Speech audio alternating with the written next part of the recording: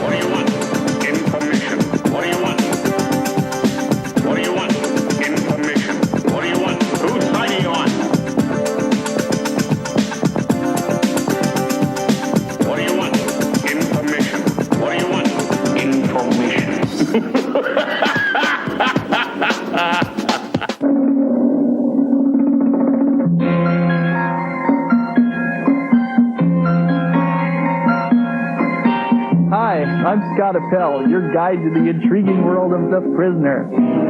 Tonight's episode is entitled The General and deals with the village's experiment with a revolutionary method of teaching by computer. The General is perhaps the most dated episode of the Prisoner series, dealing as it does with the anti-computer attitude that pervaded society in the late 1960s. Of course, in those days there was some justification for such feelings. Automation was putting people out of work. Only large corporations and the government could afford computers then, and the computers in use were systematically collecting data on us for God knows what purpose. Little did anyone realize that within a decade, the individual would be able to fight back with one of these babies. As you know, the home or personal computer has created a minor revolution in our contemporary world. Home businesses using personal computers are flourishing, for instance, and these PCs are creating many new jobs that never existed before. In addition, they opened up a whole new world of learning, which brings us back to the General.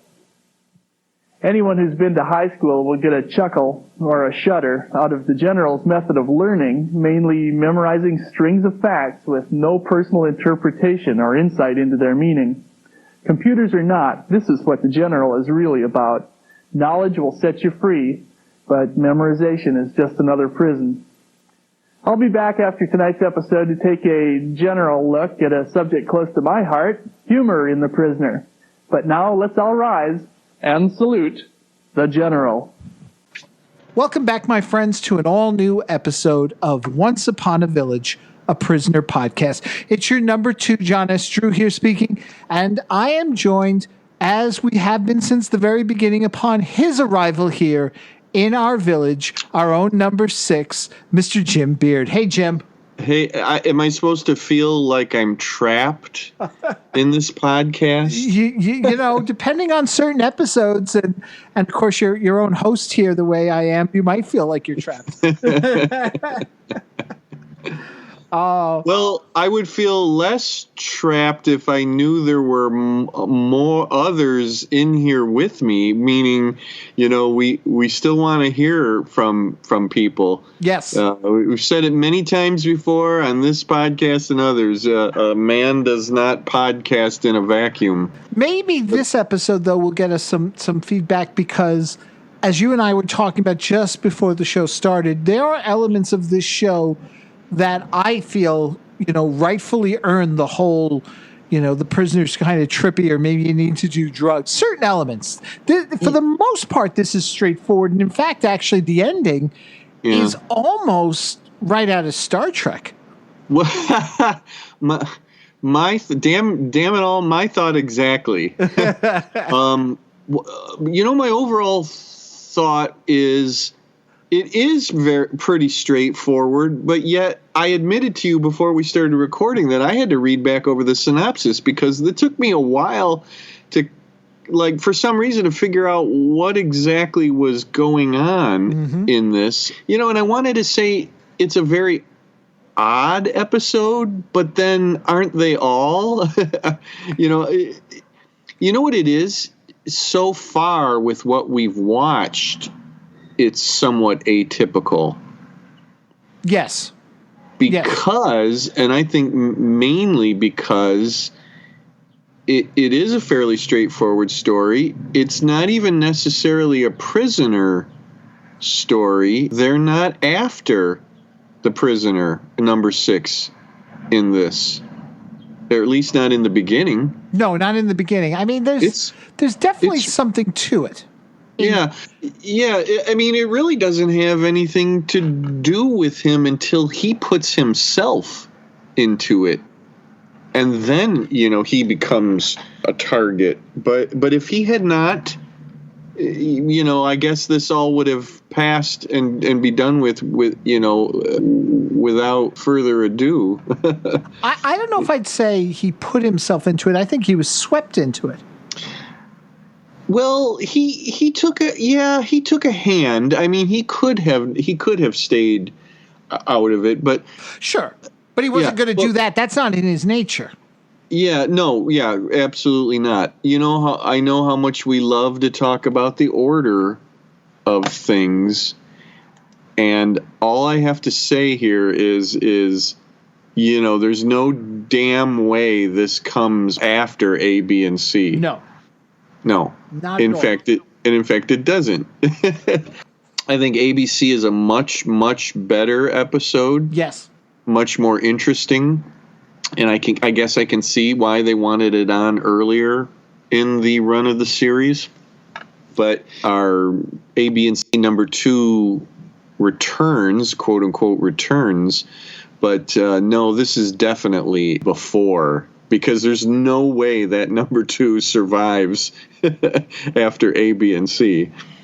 Well, there's no way number 2 survives after A, B, and C. I will also put it to you that I think number 2 is more interesting in A, B, and C than he is here. Oh, I totally agree, because he is, for the most part, a typical, if there's such a thing, a typical number 2 in this one. And although there's that one nod to him drinking milk. Yes. And talking to someone who we don't see on the phone. But not a bigger phone. No, he's right. Yeah, he's a total, much more of a standout in A, B, and C. Yeah. That being Colin Gordon, who we mentioned in A, B, and C for our Doctor Who thing, is was the commandant in the episode The Faceless Ones. There's also just this whole thing with him that he's a little too sure of himself, and I don't see. And this maybe I like him better in A, B, and C. I've said that already, but at the same time, I don't see the progression from the number 2 in the general to the number 2 in A, B, and C, save for that one phone call he makes in the general where he's assuring that everything's going according to plan. Even then, he doesn't seem unflappable the way he is in A, B, and C. Well, one thing that stands out to me is that these 2 episodes are not written by the same person. Okay. Now, you can get continuity if the director and the actor are paying attention to give you that sense of, progression or whatever, but, that didn't seem to happen here. Yeah, I would agree with you. Much more happens between... If you take the general before A, B, and C, there much more happens there that we're not, privy to. there's a piece in Wikipedia where someone, whoever posted the information there, makes the argument that the general could come after A, B, and C because number 2 at one point refers to the prisoner and himself as old friends. And he's familiar with the ways of the prisoner and such. And I'm thinking, yeah, but he says it so far into the episode, and he's already had an encounter with the prisoner. They've had their little verbal sparring when number 2 comes to visit him in the house. That I just think that's just being sarcasm more than anything else, and not something to hang your hat on. Yeah, no, absolutely. Yeah. It's totally just sarcasm, or smarminess, whatever you want to call it. Yeah, totally agree with that. I made a note of this in the general in our intro credit sequence. Who are you? And he says the new number 2. Mm-hmm. I can't remember if in the intro to A, B, and C if he says the new number 2. No, he just says I am number 2. There you go. Yeah. There you go. Yep. I rest my case. Now, another interesting thing, though, as I was looking at the Wikipedia entry, I was just curious, and I'm reading through it. They point out he is the only other number 2 besides Leo McKern to appear more than once as number 2. But then the entry makes this interesting statement, and now I've got to see if this is true, that apparently other number 2s do appear in the series in other roles. Which doesn't surprise me, and I feel like we talked about this before, that it was a day and age when these character actors or whoever, they just appeared willy-nilly all over the place, and either nobody cared or nobody noticed, or it was just what was done. Some shows even had a stock cast that they just took turns playing, different roles. That you'd tune in any given week and you'd see the same people, but just in different roles. Mm-hmm. Do we want to mention that in Schizoid Man that the general is referred to? Yep. So, in your opinion, is this the same general? In my opinion, it is, which would then make Schizoid Man come before this. Yeah. That mysterious reference to the general. What is that? And then we'll get a follow-up to it. But I've got to say something else, though. There is a scene later on which makes me rethink where Chimes of Big Ben should go. Oh, okay. Yes. Schizoid Man, again, written by a different person who wrote The General. Mm-hmm. The Schizoid Man is actually the 7th episode made. General is the 10th episode made. It's hard for me to believe that there was a plan, an overall plan by... Oh, I'm sure it wasn't. The producers, McGowan. Yeah, I do not feel it's the same general. And again, this kind of thing wouldn't happen today. Mm-hmm. There would be much tighter continuity. You'd have your showrunner making sure of these sorts of things. And if they're passing information to writers and say, stick this in here and we're going to get to it eventually, this kind of reference, I can believe it. But it's hard to believe back then. I totally think that in the Schizoid Man, that when the general is referred to, they're referring to a person, not what this turns out to be. Just my opinion. Oh, I'm sure. I just... And again, they hang their hats. People hang their hats, like I say, on other things. I would hang my hat there. But again, I can see absolutely, because it's such a passing reference. And again, we're more into episodic television here with very little in the way of real continuity. Yeah. For the 60s. No, this is just me who likes my and I love it. I did it with Batcave. I did it for Batman. Yeah. I do it for $6 Million Man. I mean, we're gonna get into the whole thing in the $6 Million Man when we get to it in the 5th season, when he makes a reference to how his parents are dead. And it's like, they are? Because they were just on The Bionic Woman a few weeks earlier. So, what happened? Wow, that's really not paying attention. And even though it's two different shows, that's the same universe, wow. Well, we've been kind of working on this whole theory that because Steve Austin in the 5th season is not exactly the Steve Austin we know, because he's becoming more and more bitter, that he's kind of turned his back on the whole world.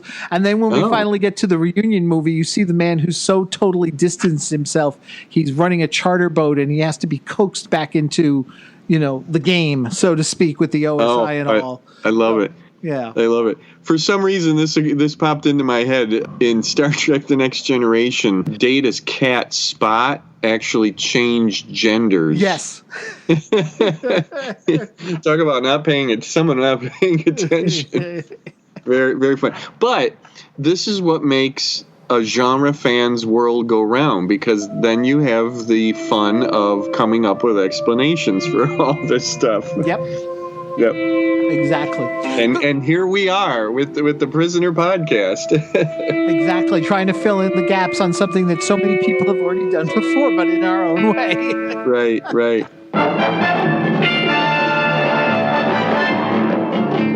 Where am I?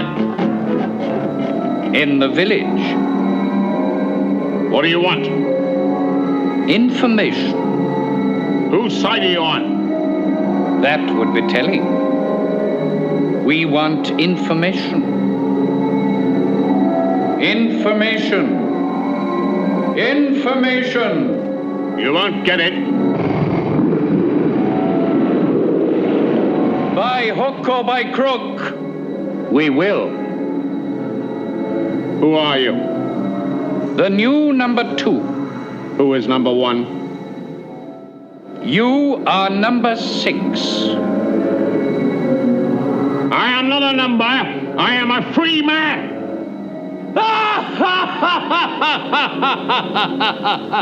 So, you want to talk about this episode? Yeah, let's talk about this episode. Okay. The General aired November 3rd, 1967 in the UK, July 13th, 1968 in the United States. We open with a nice aerial shot of the village as a helicopter approaches, getting the attention of many in the village, including our own prisoner, who's sitting outside a cafe. And he's being oddly stared at by another number 12. Remember, we also had a thing about number 12 there. Hey, well, who's coming in on the helicopter? Well, we never really get that. That's the thing. No, we don't. No, we don't. It's funny because I love the moment. I love opening that way. And it's actually kind of dramatic. Makes you kind of go, oh, something's up. Something's happening. Somebody's coming in. But, yeah, we don't really know. Like, what did it have to do with anything? Don't know. By the way, my theory about our prisoner having the only clothing that looks like his specifically is thrown out the window, because number 12 is also wearing a similar style. I think his trim is more blue tinged, but still, it's pretty much like the prisoner's. Yeah. Well, he seems to be a number 6 fanboy anyway. Yes, that's true. Right. Because he's part of my whole thing here that I want to get into. Because was he really working for 2, or was he really out to get on his own? That's unclear. Yeah. And the final act solution, for him. Yeah, I'm not really sure, and I don't know if that's by design, or by editing, or by writing, or what. But yeah, that's kind of left up in the air. Yeah, it's an interesting character. Oh, he definitely is. Yeah, yeah. And I immediately thought, boy, he's really young, and it's like, oh, number 6 is really going to kind of look down, on this kid. To me, it's in comparison to McGowan, he's just a kid. But he claims a little bit later that he's been in it for quite a while, when number 2 asks him how long he's been in it. But as he says, not long enough, though, that you haven't learned how to speak in the village. Yeah. I like that. Number 2 is, again, very, very much sure of himself. Yeah. in this, and I love it because he actually is threatening at one point, throwing around the you don't mess with me kind of stuff. So it is fun to think that he gets his comeuppance in A, B, and C. Yes. Yep. Although watching it, I'm sure back then it was kind of weird seeing him go from disheveled and this is it to, my God, look at how nasty he could be. Yeah. Well, okay, then that leaves us to say, how did he get his second chance? There's a story there. If we're going to take these in the order that they were shown, then there's a story. How in the world did number one decide to give that guy another chance? Right. True. And then he is gone, actually, then. Then he is gone after his second chance. Although with the second chance, he doesn't seem... I mean, he's certainly distraught over the loss of the general, but... Hey, was it a little disconcerting to hear a male announcer instead of the usual female announcer? I was going to say, it was... and very brief and to the point. Attention, ladies and gentlemen, attention. This is an announcement from the General's Department. Will all students taking the 3-part history course please return to their dwellings immediately? The professor will be lecturing in approximately 30 minutes. I will repeat that. This is a special announcement from the General's Department. Repeat, from the General. Will all students taking the 3-part history course return to their dwellings immediately? Waiter. Sir? Another coffee, please. Sorry, sir, we are closing. You did hear the announcement, sir? About the professor? I'm not one of his students. 1 coffee, sir. 2 credit units, if you please. You're never too old to learn, sir. Who told you that? The professor? No, sir. The General. The General. Best of luck with your exams, sir. Thank you. This is a special announcement from the General's Department. Repeat, from the General. Will all students taking the 3-part history course return to their dwellings immediately? The professor will be giving his lecture in 30 minutes. Not a whole lot of, good evening, ladies and gentlemen, or anything. It's just curfew. Yeah. Let's go. Yeah. Well, I mean, it's several times he's coming over the loudspeaker and again, I have to know, it's like, is that by design, or is it just, I don't know, in post-production, and they said that woman is not right at hand that normally records that, and let's grab this guy and have him do it. It's I don't know. Or is that the guy that's on the TV? That's what I was going to ask. Yeah, is that the same one? Yeah, you know what? I'm not sure, but it still is odd. You would think that there would still be that female announcer. Right. Yeah. Now, there's an announcement. Like we said, the helicopter, it's just a beautiful shot and everything, but nobody comes off it. We don't see what happens. It has nothing to do with the plot other than we get a beautiful aerial scenery. There's an announcement made that the professor is going to continue his history course, and so the cafe closes, even though the prisoner wants another cup of coffee, because he's like, I'm not taking the course. And I thought this was weird, because even the cafe waiter there says, but everybody's, you're told this is something mandatory. 1. Yeah. You're told the prisoner isn't doing it. 2. But then you're told this is the second of 3 lectures. So he's already not done it. It's weird exposition, the whole thing, including when number 12 comes over and speaks to the prisoner about the whole idea of a 3-year course in 3 minutes. It's all weird exposition, but none of it really lines up, because the prisoner should already know this. They should already know he's resisting. In fact, we get that weird scene later when the guards escort him home so that he can be in time for the lesson. I wonder if that's what maybe sort of threw me off earlier on in this episode, and I was trying to pay more attention than normal to figure out what the hell was going on in this. I want to throw out a thought here, because I've brought it up more than once during this podcast about the invisible switch that number 2 or whoever seems to be able to throw on and off to control the entire village, usually in a scheme to get number 6 I think in many ways, this is what this episode is all about. It's a way to not only impart information, but, you're basically to hypnotize or mind control everybody. But that go ahead, fight me, John. No, I'm not going to fight you, because what you're suggesting here is, and what we're talking about here is, then, was ultimately the general a step towards mind control under the guise of the education? Yeah, I mean, I believe so. And the little booklet I got in my A&E set backs me up on that. La-di-da. Where did I see it? Oh, it says, and I quote, "Number 2 sees the possibility of imposing upon citizens the quote-unquote knowledge which the village wants them to have." Mm-hmm. And blah, blah, blah. But the regime of number 2 can control what people think. If they, quote, learn the right things, they will support the right things. So it's interesting because I think in many ways this, predicts the future, things to come with speed learning and computer programming and things like that.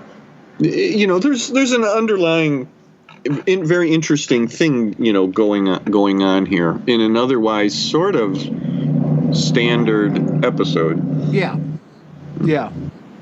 Now, it's interesting because just minutes before this whole lesson is supposed to start, an orange alert is called, and it seems that the professor is actually making a break for it. And what's really interesting is he's not only chased by the security, he's chased by, it looks like, the general population are after him as well. Yeah. I didn't quite get that, other than, again, control the whole populace of the village to do your bidding. The professor should have realized, and any viewer, a regular viewer of 1960s television should know, the professor can't get off the island without the other castaways with him. Right. Sorry. Ba-doom boom. Hey, and we brought this sort of thing up before. He's the professor, not a number. He and his wife both are not given numbers in this. Right, story. Madam Professor. Mm-hmm. Hey, the guy who plays the professor, really familiar. Peter Howell is his name. I can't tell you where you would have seen him. I can tell you where I saw him, and that was in the Doctor Who story. The third you and your Doctor Who. Everybody was in Doctor Who, right? Well, surprisingly, when I went through this cast list, because there was a fair number of people there, they weren't. But this man, he played the inspector, not the professor, but he played the inspector in a John Pertwee 1972-73 story called The Mutants. Okay. Yeah. Well, I'm just playing with you, but obviously with a long-standing, very popular show like Doctor Who, probably at one time or another, every actor in Britain was probably in those shows. I know, but it always gives me a thrill to see that there. Sure. Wait, every actor except Patrick McGowan, who, as far as I know, was never in Doctor Who. No, he wasn't. Wasn't. I don't know if he ever wanted to be, but yeah. Very interesting question. It's too bad we can't ask him that question. Yeah. Now they finally do catch up with the professor, but the prisoner has walked along the beach there as they're chasing after him, and he finds a tape recorder that the professor dropped. He hides it in the sand as some guards approach him, and these are the guards I was saying about that. It's like, hey. You need to be home for the lesson. And the thing, again, he doesn't resist or anything, but it just, to me, that whole thing of continuity and exposition, it's just so awkward because none of it lines up. Right. The prisoners, or number 6, is being fairly docile, yes. At this time. Question, was he supposed to find that tape recorder, or was that purely happenstance that he finds it?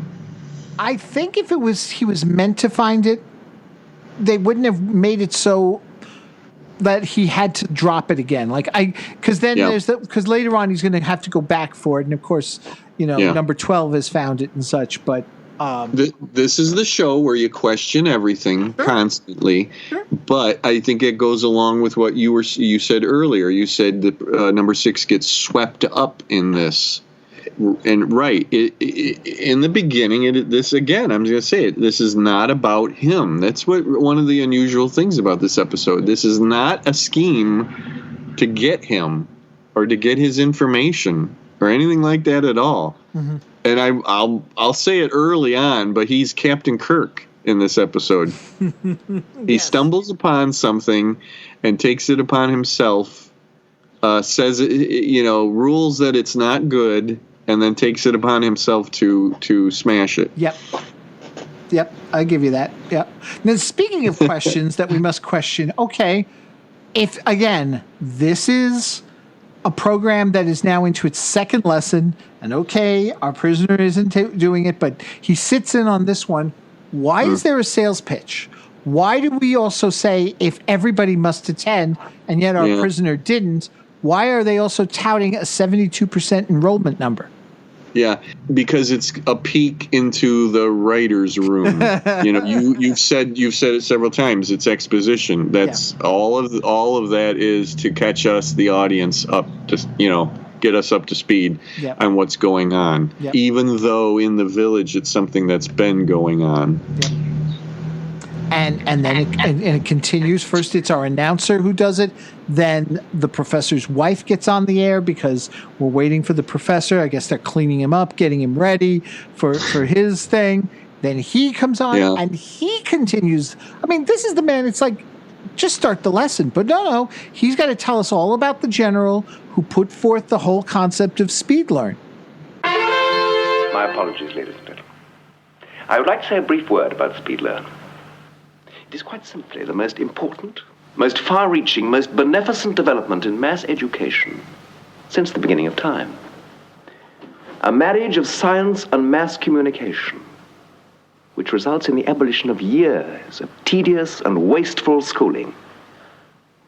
A 3-year course indelibly impressed upon the mind in 3 minutes. Impossible? That's what I said, until I was introduced to the general. And then I realized that not only was it possible, but that education was ready for a giant leap forward from the Dark Ages into the 20th and 21st centuries. Ladies and gentlemen, I have been a teacher for 30 years. Speed learn has made me as obsolete as the dodo. And we're going to prove it. The subject of tonight's lecture is Europe since Napoleon, a hard, complicated 6-month study. Ladies and gentlemen, sit back, relax, watch the screen. We're going to cover it in 15 seconds flat. We, like number 6, have to learn about what's going on. Yeah. Well, which then brings me back to my idea that we're all prisoners. Yeah, the numbers, number 6 is obviously really not been paying attention to any of this. Right. And that could be, it literally could be that the first time he heard of the speed learning thing, he just utterly dismissed it. Right. But it grew in popularity or by force from number 2 and the leaders of the village, and then it was unavoidable that he feels that he has to take a hand. Right. Yep. And since he's home, and he's sitting there, and it's all done through the television. So again, we're using the television as our medium for this one, not the speakers. It's like going home to watch a YouTube video, right? Yeah, except again, it's like a glimpse of now, in a way, or it's like listening to a podcast. That's I kept getting that vibe throughout the whole thing. Hey, I want to say, since she was introduced and we see her on TV, the Madam Professor, right? I really liked her character. and her part in all of this. And we'll get into it more when the prisoner goes to see her. But go ahead, please. Well, interesting. I always found her odd. Just very odd, the whole portrayal and stuff, and her role in the whole thing. I mean, some of it is explained later on and all. Yeah. But you say podcasts, you say like watching a YouTube, except it might be the start, but then it becomes this whole thing because we basically get 15 seconds and we don't even hear anything. It's just an image of a man, and I'm like, is that supposed to be the professor? Or is that somebody else? He looked familiar. The picture that they put up on the screen, it was a black and white image of a man with a green light that would like shine in the background and stuff. And then when it was all over, our prisoner is kind of in a daze. He drops his tomato juice. Oh, wow. I guess I could be totally wrong. I thought that was the professor. I mean, I wasn't sure because it didn't look exactly like him. It's like a glamour photo. Okay. Okay, and I totally could be wrong about that. Well, and if it's not, that's just one more weird, odd thing about this. Right. That's unexplained. Who is that? Unless we're supposed to believe that that's given as a representation of the general, but I don't think. No, it's weird. I was thinking that was the professor, but he just, to look as, handsome and as good as possible in a photo. I'll have to do a screenshot of the professor and then because I was looking at that image and I'm like, and I know you're going to laugh, but I was like, he was on Doctor Who then. Suddenly I'm like, and the professor, and I'm like thinking, okay, but the professor, I mean, we've already established the professor was, but I'm like going, all right, I'll have to double check that. Okay. He's no Russell Johnson, that's for sure. Yes. That's all I got to say. Yeah. So and as much as I like the Madam Professor, she's no Mary Ann. More like a Mrs. Howell. Well, yes, that's funny. So the lesson over. Our prisoner is cleaning up his mess, his spilled tomato juice. Number 2 arrives, and he's brought someone with him who's got like this scanning equipment, and he starts scanning the prisoner's home. I love that. Yeah. I think that's cool. Like now all of a sudden we've got another sort of very advanced, piece of technology. But I thought that was fun. And I love it when, number 6 says he should check the wardrobe. Yes. Like telling him where. I love it because this is just a tiny little thing, but number 6 is secure in the knowledge of it ain't in his home. Mm-hmm.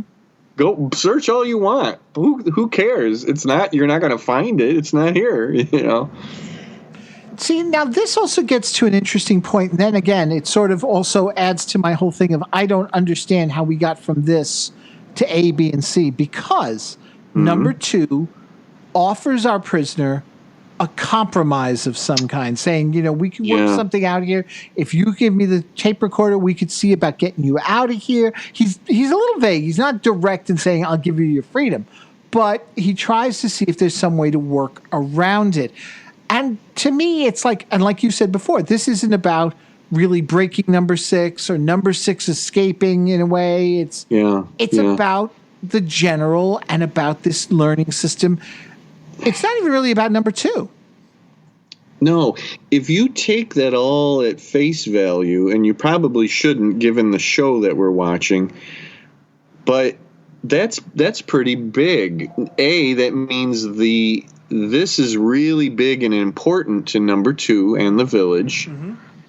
That he might go so far as to let their one of their most valuable prisoners, if not the most valuable prisoner, let him go, or something that he's that would be appealing to number 6, right? To do, and number 6 is smart enough, I think, not to fall for it. Right. Yeah. Absolutely. He's smart enough not to fall for it, and he's also smart enough to recognize when something doesn't seem right, as we see with the next scene. Because, well, first of all, we see that the prisoner has been conditioned by the speed learn, because number 2 starts rattling off questions, and he's answering the questions, and then the two of them finish the recitation of the lesson together, which I thought was interesting. I love that scene. Yeah. That's very good. And there's this sort of like tone or music kind of playing, and then they get to the end of it, and we get that abrupt silence. Right. Cut off. I really do love that scene, especially when they're sitting there face to face, really close, face to face, and are, saying that same thing together. Yep. Which is very interesting, because that means that number 2 subjected himself to the speed learning. Right.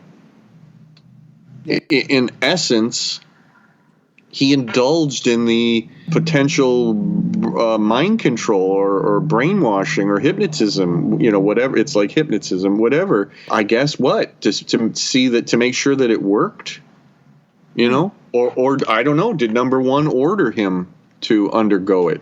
Well, if he knows enough about the process, maybe he knew that he was safe for now, as they were just doing basic tests. Yeah, and that seems to be what it is. This whole thing is it's being operated on a sort of a basic level, but the potential is there for more. Right. Much more, and just like the A&E, little booklets said, that's basically that same thing. Is that the potential is there to impart much, much more than just British history. Or world history, type of things. And number 6 don't like it. No. Of course not. It's mind control. Yeah. He even calls, information, and with the operator, he gets the same recitation as he quizzes the information person. He then heads out, because even though the voices in the box in our little radio there are male voices telling him it's curfew time, he heads off to the beach. And this is where I was saying about the whole idea with number 12, because he meets number 12 there, who has found the tape recorder, and he even tells the prisoner, "You want to get out of this place, don't you?" So,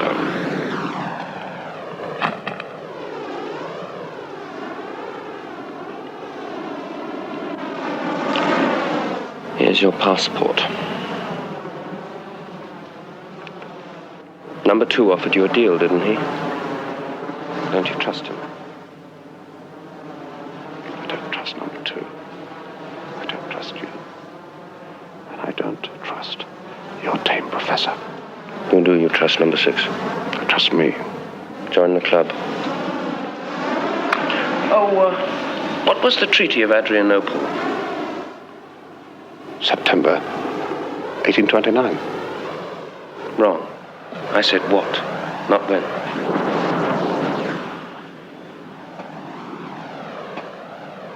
You need some special coaching.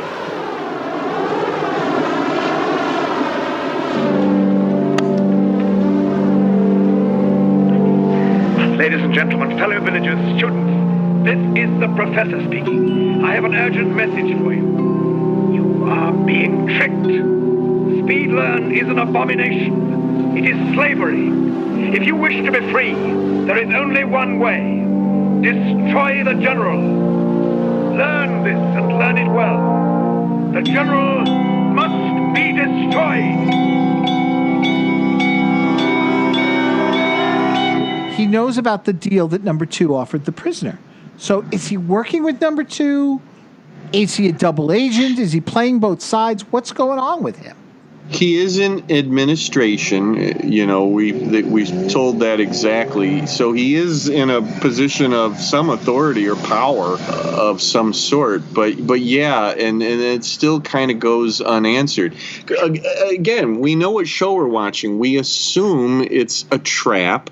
Everybody, for the most part, who looks like they are trying to do something honest and helpful for number 6 turns out to be working with number 2. Right. So you just assume that this guy is, but it appears that he really is working, or number 12 really is working against number 2. Right. and the village. Mm-hmm. Hey, there's a scene somewhere right around in here with number 2 in his. It's a room. I call it an office. It's not the normal number 2 room. Well, see that's the next scene where he's in this room. You think it's his control room, but there's the weird penny farthing crest above it, and then later we'll see the exact same room. This time, though, with the circle of chairs and table around it. Yeah. And that's the boardroom. So was he just in the boardroom, or? Well, I made a note of this because in the background, what it looks like is a throne. Yeah. And it's not explained, and it's not even used. You would think that was a setup. Right. That at some point somebody's going to take that. You know, if I was writing this, I would say that's if the general didn't turn out to be what the general did turn out to be, that it would be a surprise character to suddenly get up and, you know, walk up and sit down on that throne, and then bum bum bum, and that's the general, you know. But yeah, I don't get that, and again, I don't really know if does that appear in another episode. Was that like left over from the filming of another episode that we haven't seen yet? It's an odd thing. And is that what you mean? The crest is on the throne of the penny farthing? It's right above it. Okay. Yeah. I don't know. Right above it on the wall. But then later we see the exact same set now, though, with the chairs and the circular table for the board members later on in the boardroom. So was he in the boardroom all the time, or did he suddenly like have his room? Because when we get to A, B, and C, it looks like his regular chamber. Yeah, the regular number 2 room with the ball chair and the whole thing, right? And another interesting note here is we get the bald-headed control back, and it's funny because when it begins, I said, "Oh, that's just stock footage," but no, there actually is that this number 2 is interacting with him. Oh yeah, absolutely. In scenes, so because at first I just assumed that they filmed several scenes with this guy just saying the same thing over and over again, and they just use them over and over again. But it's like no. He's actually there. Mm-hmm. And, you know, that's funny because he comes and goes. There's how many different people, you know, control people and from that room that come and go with no seeming explanation. Right. Did you notice, though, one other thing, just going back to a moment there when he's in that control area, whatever it is, you know, again, with the penny farthing, and he's talking to the higher-ups on the phone. And I already made the note about how the phone is smaller and stuff. But when he gets off the phone with them, he clearly has contempt for them. Oh, yeah, yes, very much so. Yeah. Which is an interesting twist from what we're going to see with A, B, and C. Yes, yep. Well, again, things changed between the general and A, B, and C. Yeah. For our number 2. Yep. There's a story there. It'd make for a good fan fiction story, I guess. There's a story there. Now, you mentioned control and our bald-headed control guy. They're checking in on the professor. He's working away, but he's taken away by a doctor and a nurse who are taking him for a rest and some therapy. But the doctor then returns, takes the notes from the typewriter that the professor's been working on, puts it into this machine, and the machine then translates it into this really long, sleek-looking computer card, I would call it. Yeah, it's one of those computers that can read printed word. The funny thing is that they interrupt the professor and tell him he's got to, have a rest, go lay down, whatever. And then the doctor takes those notes. And it's like 2 pages, but he takes the 1 page out of the typewriter, which is incomplete. So it's like, why didn't they let him finish at least that page or his notes before then feeding it into the computer? Because as far as I can tell or am concerned, it would seem to me it's incomplete. It might even be in the middle of a sentence. I don't know. Doesn't matter. Yeah, I guess. It doesn't matter because the whole idea is just to see about the imprintation of the information on the mind. Because one other thing, too, there's the scene earlier on with number 12, where 12 also does some questioning of our prisoner with, the lesson and stuff. But he doesn't say when, he says what. And the prisoner kind of stumbles as he tries to answer with a date. And he says, I didn't say when, I said what. Yeah. The machine is for memory. It is not for application of the memory. I can sit there and rattle off all these statistics, but if I can't explain what those statistics are or their importance or equate them into other things, the knowledge is useless. Exactly. And it's the problem with such a thing as speed learning. I felt that way when I was in college. All of the people around me cramming dates, and I think back to my art history classes, and it was just cramming dates and names of paintings and the name of the artist into our brains, and hoping that the brains would hold them for a little while until we could spit them back out again. And it's like, but we learned nothing. Yeah. It didn't. We didn't place them in a movement necessarily, or what that was all about. And it's kind of the same thing here. So what? It's true. It's that way with the kids now, with me in school, and even just like trying to teach them vocabulary. There you go. I go through these extensive lessons on how to remember words and mnemonic tricks and things, and they're like literally minutes before the test, opening up the book and just cramming. And they do well on that, but then when you get to a bigger test or even their midterm or final, where do they tend to lose most of their points? Vocabulary. This is like speed reading to me. I'm not a fan of so-called speed reading because there's getting through a book pardon me, I know people who claim that they do more than one book a day, that sort of thing. But my question to that is there any retention at all? Right. Or is it literally just to brag that you've read 3 books in one day? Could you tell me about the plot? What happened? Are you retaining any of it? And if not, then what the hell does it matter? Right. It's interesting that, this episode is several decades ago, and that concern is still there about you're just rattling stuff off and it doesn't mean a damn thing. Yeah. There's then a switch-in scene as they check in on the professor's wife. Mm-hmm. And she's walking about outside her home, talking to different people. And without realizing, it's really nicely done, the director does. Off in the corner, the lower corner, there's the prisoner, and he's just sketching away. Yeah. Yeah. I really, really like this scene. Number one, it's a set, but it's well put together to make you believe that we're at Port Miron. Yes.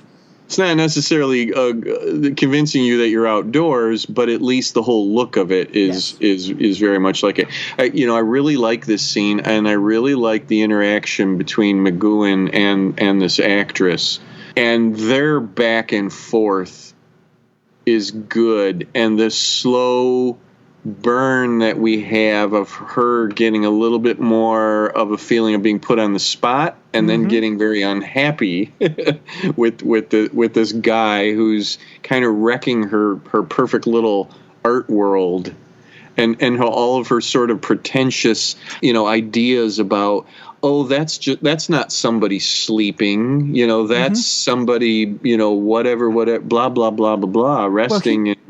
He sees the obvious in all the people, like the woman who's upside down. She sees the abstract. She's like, oh, she's getting a different perspective on the world. It's all capped out nicely, though, and really ruffling her at the end when he shows the sketch. It's of her, but she's wearing a military uniform, which got me thinking at first, was she the general?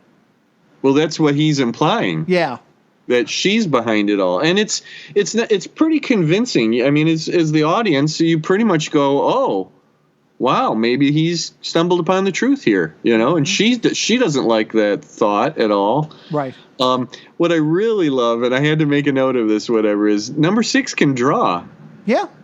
Yeah. It made me. I'd love to know who actually drew that sketch. for the production. It would be really fun if that was Patrick McGoohan who drew it. Probably not, but and then when he tears it in half, as me being an artist myself, it was like, oh, I wonder if that was an original, like that and it probably didn't mean much then, we have one of our production guys, the art department guys draw this quick sketch and then it's ripped in half. But again, I really like this scene, and then the scene coming up when he goes into their home. He goes into their home. He's wandering around. He sees the busts that are dotting the room there. I guess the living room area there, but they're all covered. And the wife comes in and they continue their little verbal sparring. She's clearly becoming more agitated with him as he kind of taunts her, and then he starts to remove. Well, wait a minute. She's kind of justified in that. He invaded absolutely. I'm their not saying home. she's wrong, but right, he invaded their home, right? Yeah. And he's just waltzing around in there like he owns the place. But I'm sorry, go ahead. He's walking around like he owns the place, and he's also intimating certain things, because it's a much bigger place than most of the rest of the folks. I mean, the only other person who's got something on a grander scale would be number 2. So it's like, all right, how do you rate all this? Yeah, and it's gorgeous, it's just chock filled with art and books, and he's pointing all that out. And then you get to the part that I really love, where he starts, taking the covering off the busts. Taking the coverings off the bust. And this is where I come to my argument that Chimes of Big Ben has to come before this, because one of the busts is Leo McKern. It is, isn't it? Right? I made a note of that. Yep. I wanted to be absolutely 100% certain. It is, isn't it? It is. Okay. It is. All right. And which makes me then want to go back and look at the other ones and see, are those other number 2s, and does that mean those episodes go before this? Because we also get our current number 2 and the prisoner himself. Yeah. Which is interesting, because the professor has a bust of the prisoner in his house. Right. I question that too, of whether or not, and it kind of goes too quick, and you're kind of trying to pay attention, but you obviously Leo McKern is very recognizable. Mm-hmm. I mean, even with the scarf around his neck and everything, whether or not those are other number 2s. But yeah, right. Okay, it gets to a bust of number 6, but why? Mm-hmm. Who? Like, it's the woman, right? Yep. It's the wife. She's the sculptress. Why? I mean, it's a wonderful moment, and I hand it to the art department people, because the busts are gorgeous. Yeah, they're really done well, and I love that one of McGoohan. And of course, I have to wonder what happened to that after the shooting of this episode. Right.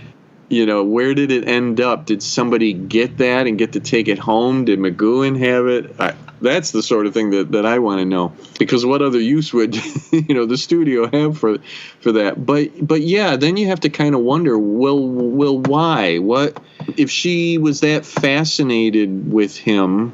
Then why? Right. Yeah, and that must have been kind of a crushing blow to her then, if she was fascinated enough to spend the time to make that bust, and then he becomes off as a real jerk. Well, there may very well be that she had her idea of who he was as a person. Yeah. The other implication here is her and her husband have been there for a while. And you know what? I made a note of this. She tells this prisoner that her husband and her came there voluntarily. Yes. Which is really fascinating, because it's funny, in my A&E booklet, it actually says that the professor is a prisoner too, but that doesn't jibe with what she says in there. Now, unless she's lying or, gloss or making it look better than it is, or, she's in denial that they're prisoners too, but maybe they're not. Maybe that's why they don't have numbers. But yeah, I had to make a note of that too, that she said that they were there voluntarily. Yep. And, then number 2 arrives, and he is annoyed at the prisoner's behavior and the way he's upset the professor's wife, and so he tells him the deal they have is off. Right. Yeah. And oh well, because number 6 wasn't going to take it anyway. Right, exactly. Yeah. Then we get to, it's a little fast moving. It's a little odd. First of all, there's this scene with a celebration of the success of Speed Learn in the streets of the village. Wait, hold on a second. I don't want to go past the moment where he goes into the professor's bedroom. Okay. Did I miss that? I'm not fully up on that. He has that cane or club or whatever it is, and it's another great moment where I love it because he just waltzes right in there, and she's got every reason to really start getting upset. He's just walked into the bedroom of this guy. And he caves in the guy's skull with the club, except it turns out that it's just a dummy. Who was the dummy for? I totally missed that scene. Oh, really? I totally missed that scene somehow. It comes right after all the reveal of the busts, and he picks up that cane. It's got kind of a knob at the end of it. It's when number 2 comes in, and then you can see in the background that they're coming out of the bedroom of the professor.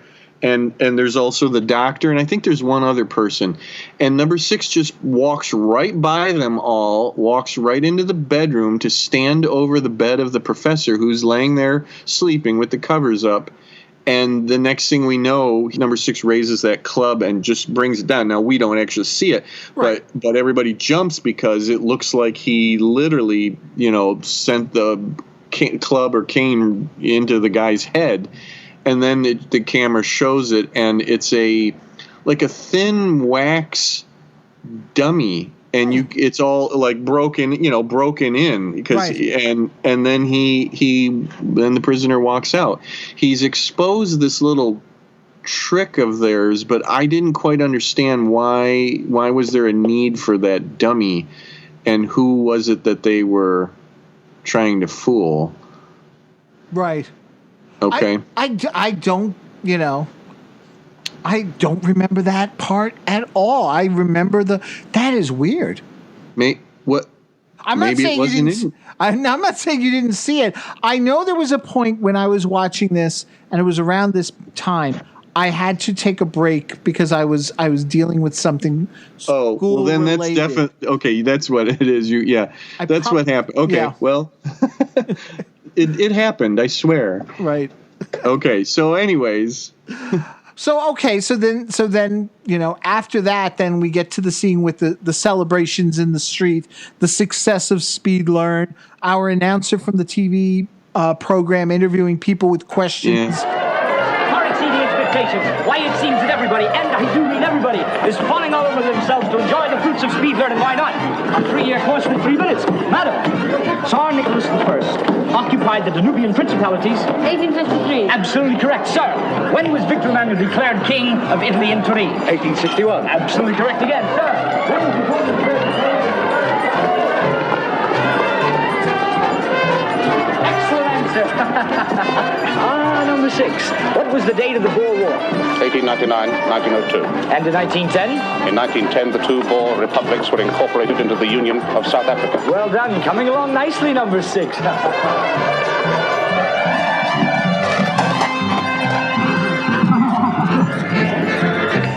About facts they've learned and stuff. Number 6 even gets a chance to be on TV, I guess you could say, or on the radio. But he heads home. It's funny because it's like a Halloween celebration. Yes. Yeah. Well, and this is funny because this came out on what? It's November 3rd, right? Right. So it's right after Halloween. Mm-hmm. It almost makes me wonder if they had planned it to come out right at Halloween. Now, Schizoid Man came out October 27th, right before Halloween. But there's they're wearing jack-o'-lantern masks, and it's a weird way to celebrate, to have a party about something where it's more like a masquerade ball or some other sort of Halloween debauchery. Yeah. But yeah, anyways, yeah, he gets interviewed and that's fun, right? He goes home and he puts on one of his lamps and it blows, and it actually blows out all the power in the house. So an electrician is sent. But I thought this was interesting. The door works still because the electrician is able to come in. It swings open. Yeah. And it swings a different circuit. Maybe. I don't know. And it swings open again for number 12, who comes in as well. As the electrician points out that someone sabotaged the lamp, causing the short circuit. So he steps out a moment to get a part to fix the whole thing, leaving number 12 and the prisoner with a moment alone. Number 12 hands him a pen. Now, from what I gather, inside the pen is a replacement lesson for the next day, because the third part of the professor's lesson is going to go out. He also gives him like a token, a coin that's got a penny farthing bike on it. And he says, this will get you in. He can't tell him, though. He doesn't have time to tell him where to go because the electrician walks in. So he has to put on the airs of, I'll make sure you pay for this sabotage and all that. Meet me at my office tomorrow in the administration building at the boardroom there, and we'll discuss it more. So that's how he manages to get that. Right. The A&E booklet suggests that what's in the pen, you said it's like an alternate lesson or whatever. It actually describes it as like it's a virus to be introduced into the computer system. And I think that's probably a good way of looking at it. It's obviously a modern way to look at it. They wouldn't have had that way of looking at it at that point in 1967, but that is kind of what it's supposed to be, I guess, Right. Now, the next day, the professor is given a clean bill of health by the doctor, says he's doing fine and will be able to complete his lecture. So they get him ready for that. But meanwhile, we also get to where the and I guess the best thing to call them is the Board of Education meets, because they all say they're members of the board, section education. Like they don't just come out and say Board of Education, but each of the members arrive. They're dressed in long coats, weird sunglasses, a top hat, and they've each got those tokens. So they're able. Go ahead. It's an outfit that we've seen before in the show, and whatever significance that might hold in England. But yeah, with the distinctive top hats and the long coats and all that. And I got to tell you, it's really fun seeing Magoo in that outfit. To see him dressed in something different, Where did he get the idea that that's how he should dress for this? One assumes that number 12 informed him of that. But yeah, I thought the same thing. And where did he get that? Right. But yes, well, let's just say number 12 filled him in on how to do this whole thing. I guess, yeah. Yeah. So he is like the last one to go in because all the others do. And we actually find out that like it's getting pretty close because the last one that went in before me, the voice that lets him pass says you've got 90 seconds. The prisoner has a briefcase. He throws it into the corridor beyond the check-in point there, and it's shocked back at him by like some sort of a repulsor or whatever, electricity. And there's a voice warning him, do it again, and it'll be fatal. Yeah, I thought that was good. Yeah. So and then he's told he has 8 minutes. Yeah. The previous guy, he was told he had like, what did you say, 90 seconds or 90 something seconds. Like that. Yeah, but he has 8 minutes, so I didn't quite get that either. But anyway. But he goes past, and what he actually does is he enters the area, but he doesn't go to the boardroom itself. Instead, he searches about. And as he's searching, 12 speaks before the other members of the Board of Ed about, the whole thing with the general and all. Yeah. Our prisoner takes out 2 guards who are standing by the projection room where the lecture is going to go off. He then knocks out the 2 technicians, and in doing so, he injures himself. So now his arm and his hand is bleeding, but he continues, and what he does is he basically replaces the lesson with the virus, the other code. The thing is they managed to print it out later. And number 2 is looking at the printout of the lesson about being free and all this other stuff. And he's like, yeah. So I don't know where they get the virus, unless the virus is able to alter words and such. But okay. It's a way to no, I think it's more just a way to refer to it, because it's the same sort of thing. Putting the idea of freedom into a system would be like putting a virus into a computer system. I think it's just really like a modern way of looking at it. I got what they meant. Right up to the point where he actually goes into the projection room, things kind of bogged down somewhat. And we've talked about this before too, about scenes that like are almost like filler or too slow or don't really go anywhere or whatever. But like the whole thing with him in the corridor and taking out the 2 guards, and then intercut with the board members and the little speeches and stuff like that. I think they literally should have just got number 6 right to the projection room, not worried about the whole thing with the guards and all of that. Now, it is important that the thing about getting wounded, the projectionist actually stabs him when he's fighting with him, because that's one of the things that gives him away. But I do have to say this. Number 6 is fairly careless from this point on. More so than I think the character, it seemed to me out of character. He gets caught pretty easily. And I don't think it was in character that he was. I think he just would have been more careful than that. He knows where he is. He's in the village, and not only is he in the village, but he's in the underground, the inner workings of things. He has to know there are cameras everywhere, and yet he doesn't have his hat on, or he's not in his disguise anymore. Mm-hmm. He hasn't hidden the fact that he's bleeding and all of that.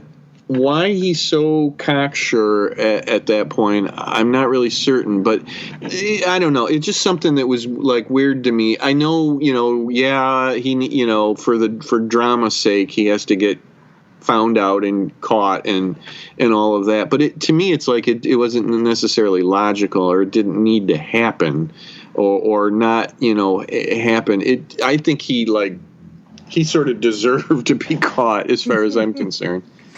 Yeah, well, I don't think he was, it's like once he was in there, he really thought, I guess, that I just got to wait it out and let the transmission go. And then from there on, things happen.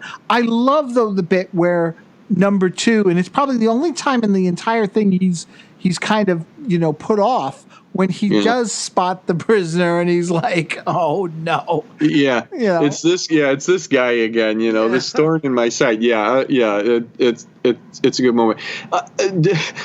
I'm kind of thinking back to like the periscope thing. Like what was that? I know.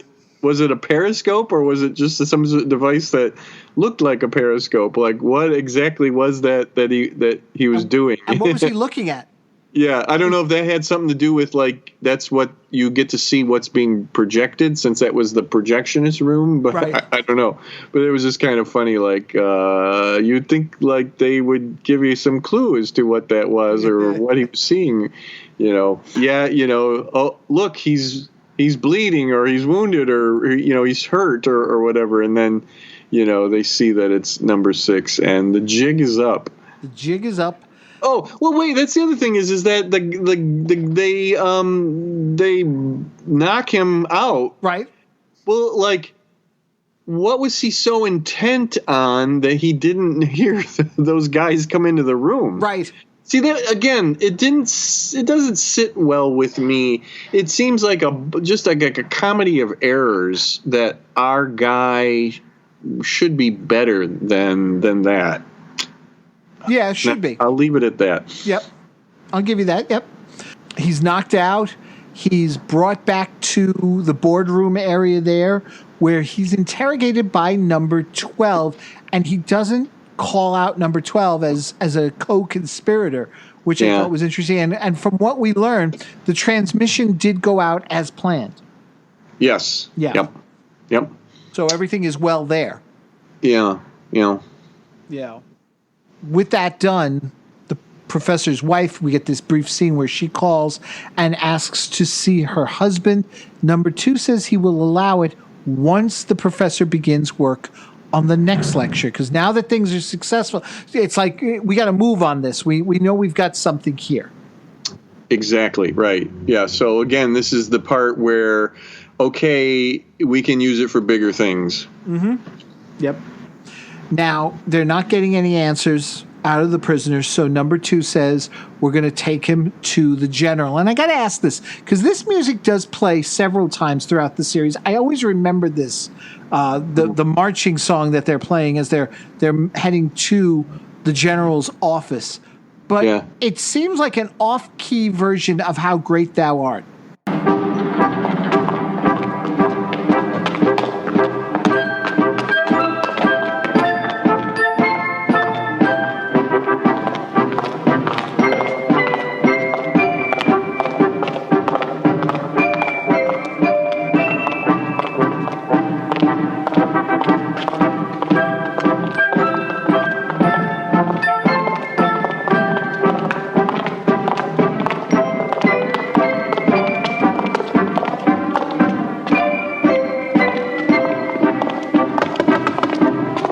I'm so glad that you brought up the music finally, because in other podcasts that we've done, specifically Batman, the music matters so, quite a lot to you, and you're always up on it, but you haven't really said much about the music in this show. But I don't know why, but I noticed the music in this episode, like throughout the whole episode. And afterwards, I wasn't sure why I did. I don't know if it was more unusual than any other time before, or if there were new pieces, in it. But yeah, and then I'm thinking, why isn't John talking about the music more in this show?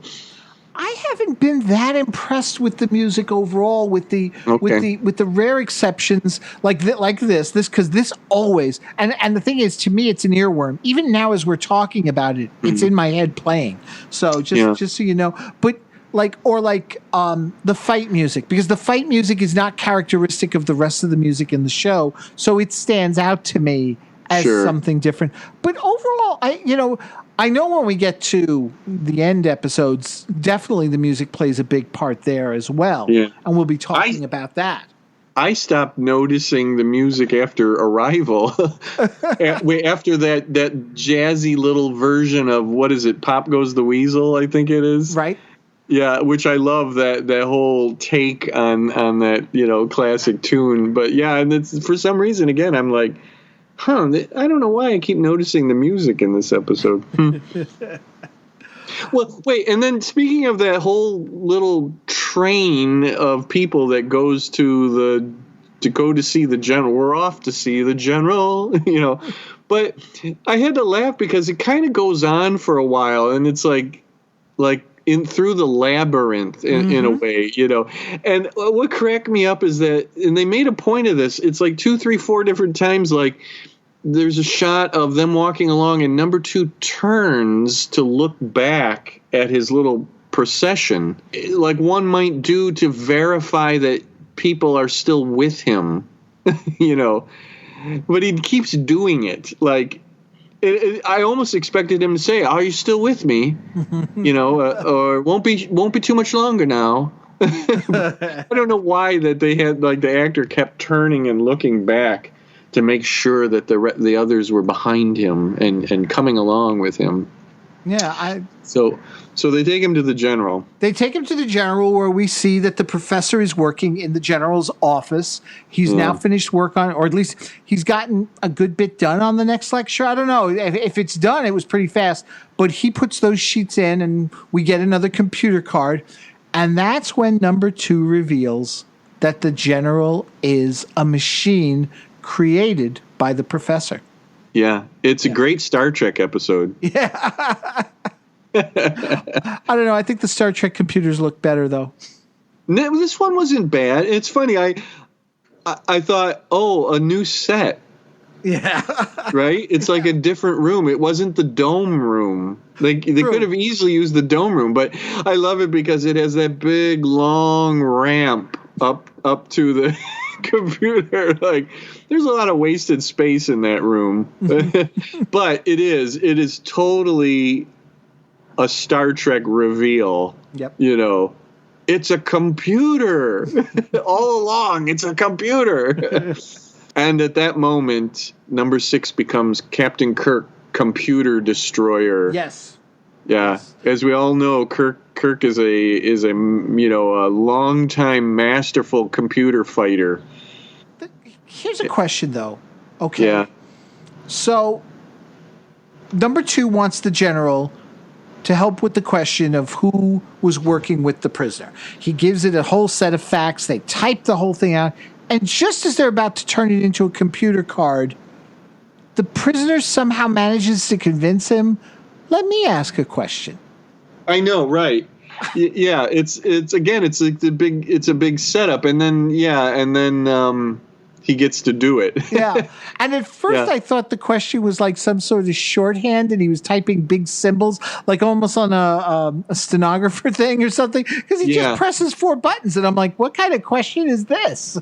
Right, and it's a good setup. He only has one hand. They put his hand in his injured arm, hand, whatever, in a sling. Yep. And you go, well, what? Like, what did he just type? Yep. Hey, I don't know. I can't remember exactly where it is in this scene or this time, but we were talking very early on about number 12, and number 2 says of number 12, he's a trained conspirator. Mm-hmm.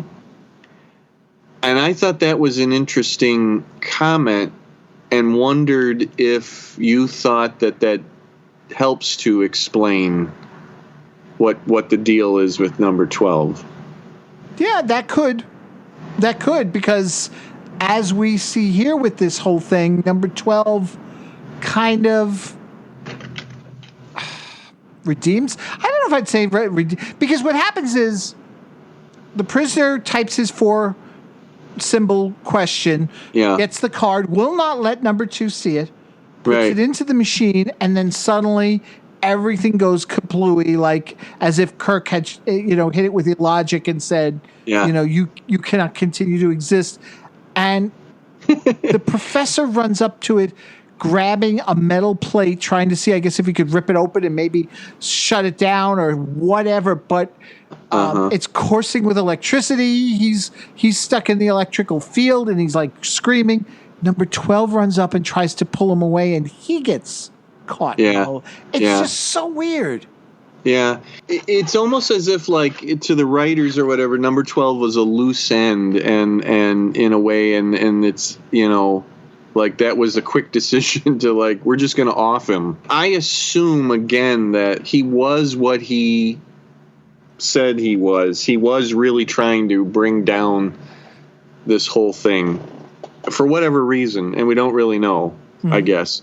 And I'm going to go back to that comment from number 2. He's a trained conspirator. What exactly does that mean? Why does number 2 know that? Why does number 2 think that? Is that a hint of number 12's previous life before the village? Mm-hmm. Is that why he's in the village? Is he a prisoner because he was a trained conspirator? And if he knew that he was a trained conspirator, then he should never have trusted him to be in a position of authority in the, administration office. Right. Yeah. Yeah. I also did we do get a brief fight scene, and even though he's got only one arm, he's able to incapacitate the 2 guards. Yeah. I like that. Yeah, no, that's our guy there. Yeah. One arm down, and he can beat the crap out of those 2 guys. With their truncheons. With a club. Yeah, I love it. He's vicious about it, too. Bam, bam. And then we learn the question, why? Yeah. WHY ? Yes. Yeah. Really. And look, total Star Trek moment. Total Star Trek sure. moment. Absolutely. Yeah, Captain Kirk never met a computer he didn't want to destroy. Never suffer a computer to live. Kirk would be so proud of number 6. Mm-hmm. Yep. And then we get... Now, is this the prisoner trying to redeem himself in a way for his behavior to the professor's wife? Because it's wordless. It's just some music playing as he approaches the professor's wife, and it's a long shot. She's off in the distance, and then bang, gates closed. It's a lovely little shot, and it's a lovely little capper, and I like it because it is a little vague. She's actually clearly sad. Mm-hmm. She's lost her husband. She's I think she's sitting down, and number 6, comes, but he does, it's not in his character to comfort her, right? But he kind of almost just sort of walks past her, and I don't know if it's supposed to be like you say that he's there to offer his silent support, and that she didn't have anything to do with it, although she would have known, obviously, I think, what was going on. Right. But yeah, I like it that it's a little vague. I like it that there's no dialogue. That's an interesting long shot, like you say, and that he bothers to go there at all to her. And then the question is, does she stay in the village? If she's there voluntarily, does she get to leave now? Or could her and number 6 become, I don't know if friends is the right word for it, but, start to talk or, more or whatever. It's an interesting ending. I like it. I did like it too. It's just after everything that happened, it was very odd. And in some ways, but I did like it. Overall, this was a mixed bag episode. I know my previous viewings of it, I was always very, very positive. Like, oh wow, just the whole idea of conditioned learning is fascinating, and it still does. But in watching it to be critical about it, I just found things that bugged me. I'll admit it. I don't have a lot of memories, if any memories at all, of this episode. Oh wow. It doesn't stand out, not only from my youth watching it, and then later on the series watchings that I've done over the years. It doesn't stand out at all. And I'll go back to what I said at the beginning. It's an odd, basic episode. It's fairly straightforward, kind of science fiction trope, Star Trek-y. Mm-hmm. But then on the other hand, there's just something kind of odd about it also. And I think I'm saying that because it's not, of what we've seen so far, it's not much like a Prisoner episode. It's not quite like a typical Prisoner episode. For me, my memories, because when I first started watching this, and I think I said this in the first episode, it was on Channel 31 here in New York, a local PBS station on the UHF band. And one of my vivid memories was the promotion, the commercial for this particular episode. Yeah, just some real vivid memories of this, and then finally getting to watch it and going, wow, that's one of the better episodes. Now looking at it, I'm like, yeah, no, there are better ones. Oh, yeah. In fact, we watched 5 better ones before this, in my opinion. Wow. And it's not to put this down. It's just there's not a whole lot to there's nothing to rave about in this episode. We certainly didn't sit there and rave about anything. There was some moments that I liked, and it's not bad by any stretch. It's just, it's okay. It's an episode. If it didn't have a repeat of number 2, I don't know, what it would have, what else it would have to speak for it. It's not a scheme to get number 6. It's, I mean, he wins. He has a very decisive victory in this, which is good. And it's the beginning of this number 2's slide, into despair. You know what? One might even say that this is the beginning of this number 2 and number 6's true rivalry or true battle. Like, I think this is where this number 2 begins to realize how much of a troublemaker number 6 is. Which then leads to A, B, and C? Yes. Okay. Yep. Okay. I get that sense that he doesn't have the firm opinion yet. You noted the moment when he sees number 6 has infiltrated the projectionist room, right? Right. And it's like, oh, it's this guy, If there had been a long-standing battle between the two, I don't know if he would have maybe reacted the way he did, but this is, I think the moment where in time where it's like, all right, this guy's going down. We're going to pull out the big guns on this one. Right. And listen, there's the story. He starts looking for a way to finally take care of this number 6. He's getting pressure from number 1, and sometime after this, he finds the scientist in A, B, and C, and begins to feed attention to her to develop the A, B, and C deal. Right. Because number 6 put a big thorn in his side by destroying the general. And now his superiors are really upset with him. Yep. There's just no way at all that this comes after A, B, and C. No way at all. Right. Yep. But yeah, I'm not going to condemn this episode at all. I'll go so far as to say it's good. It's good, but it's not great. Right. It's definitely not. It's not even really a rival. And I know you're not real thrilled with Arrival, but I'm not thrilled with Arrival. That's why when you said that, I was like, oh, okay. But you know what? You have to give it a pass. It's the pilot. It's the beginning. It's the setting everything down. I know. I'm looking back at it's like wow. It's not A, B, and C. It's not Chimes of Big Ben. It's definitely not Free for All. And it's not Schizoid Man. It's not. It's not the equal of those.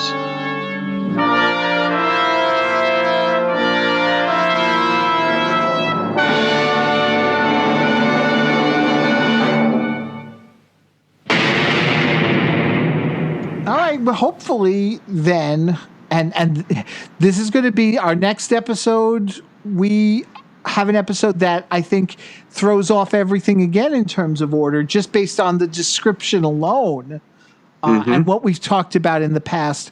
Next time around, we're talking about the episode Many Happy Returns, in which the prisoner wakes up and finds the entire village deserted, so he makes his escape.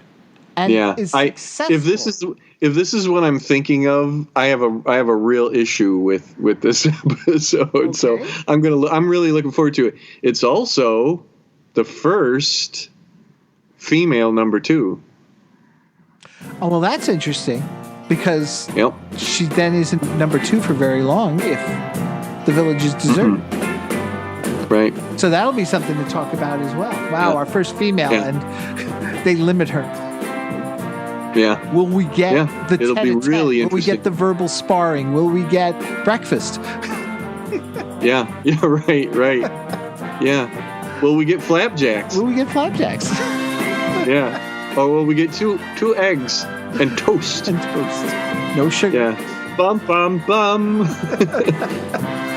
So that's coming up on our next episode of Once Upon a Village, a Prisoner podcast.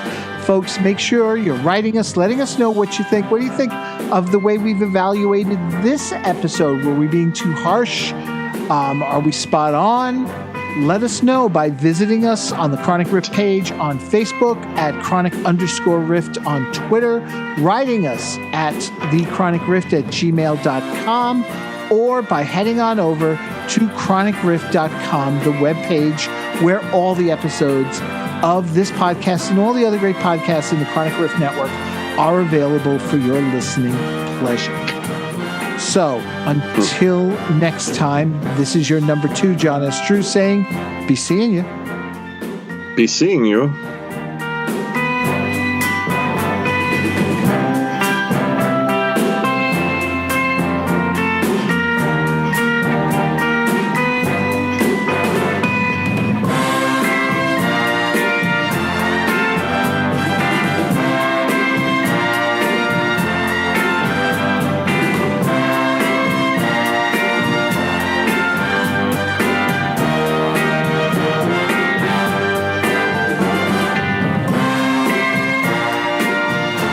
And thus the general suffers a major breakdown at the hands of a private citizen. Yes, I realize I probably deserve corporal punishment for such a bad pun, but it does serve to lead us into tonight's special segment, which could be entitled, A Funny Thing Happened on the Way to the Village. One of the very nicest things about the Prisoner series is that even though it is undeniably serious and even grim at times, it's also spiced with humor. Humor of many varieties, from sophisticated, my favorite kind, to slapstick, my favorite kind. But humor is a lot like Quicksilver. The harder you try to put your finger on why something is funny, the quicker the humor slips away. So let's overanalyze this topic and take the fun out of it completely. The prisoner's own sense of humor acts almost as a barometer to indicate how he feels about the village. At very first, we get little humor from him, which is as it should be. Being taken anywhere against your will is no laughing matter. But very quickly, his sharp sarcasm becomes one way in which he vents his aggressive anti-village attitude, as in this scene from The Chimes of Big Ben. This is the pattern for the future. Hold on. As the village. That is my hope. What's yours? I'd like to be the first man on the moon. As he begins to get oriented to the village, there's no keeping down his natural dry and wry wit, as witnessed in these scenes from Checkmate. We want you to be happy. Fine, just give me a one-way ticket home. From The Chimes of Big Ben. Try to take part in community life. This exhibition that's coming up, for example. Wait a minute. There, at the age of 15, top of his class in woodwork. That's the sort of thing. I mean, join in. I'll make you a handle for this door. And from Free for All, when he's offered a chance to run for public office in the village's mockery of free elections. Every citizen has a choice. Are you going to run? Like blazes, the first chance I get. Throughout the series, the prisoner's humor is wry, sharp, and often low-keyed. But what's missing is an element of self-mockery, until the girl who was deaf. By this episode, he's gained enough control over his life that he's free to let his whimsy run wild. Mountaineering rope would hold an elephant. I must remember that next time I go climbing with one. In The Girl Who Was Deaf, he spoofs spies in general and himself in particular, along with lampooning the new number 2 and his assistant. By the final episode, our hero's quiet amusement at the Kafkaesque proceedings and his wide smile when he discovers the identity of number 1 might lead us to believe he's finally realized that in a reality this perverse, only a sense of humor can make life bearable. We've already established that, in the village, things are rarely what they appear on the surface, which might be why the main form of humor in this series is irony, as witnessed in this scene from Checkmate. May I see you again? Oh, yes, I'm here all the time. And here in Free for All. How are you going to handle your campaign? No comment. Intends to fight for freedom at all costs. How about your internal policy? No comment. Will tighten up on village security. Smile! How do you feel about life and death? Mind your own business. No comment. And what about the name of the village's only pub, the Cat and Mouse? And can this scene be anything but ironic? You have a delicate sense of humor. Naturally. Humor is the very essence of a democratic society. Finally, there's this little gem announced over the village loudspeakers. Good morning. Congratulations on yet another day. Congratulations indeed. Congratulations on living through another day in the village. Even the music of the show contains a healthy dose of humor. Some of it just sounds funny, while many of its incidental themes are taken from children's nursery rhymes like Pop Goes the Weasel.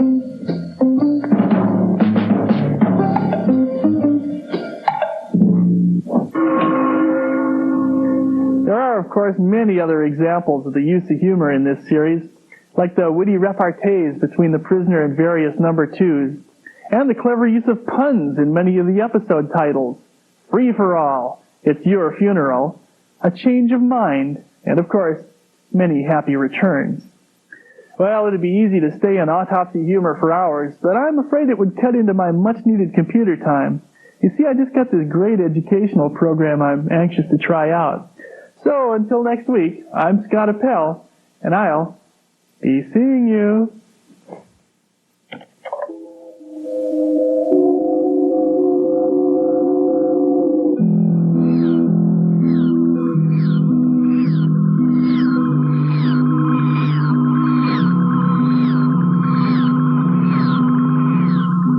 You think that's funny?